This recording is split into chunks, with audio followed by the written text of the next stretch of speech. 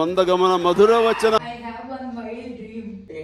పెళ్లికి వెళ్ళి ఆ పెళ్లిలో మనకి ఎవ్వరు తెలియదు, మనం ఫుడ్ తినేసి రావాలి. ఇప్పుడే